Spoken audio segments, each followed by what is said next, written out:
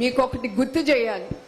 చంద్రబాబు నాయుడు గారు యునైటెడ్ ఆంధ్రప్రదేశ్ అప్పుడు ఐఎస్బి సంస్థను తీసుకొచ్చారు.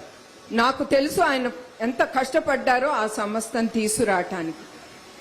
వాళ్ళు చివరికి ఒకటే అన్నారు, అది ఎడ్యుకేషన్ సంస్థ. మేము అన్నీ మీరు అన్నీ ఒప్పుకోవాలి, ఇంక్లూడింగ్ మేము ఒక్క సీటు గవర్నమెంట్కి కోటా కింద ఇవ్వమని.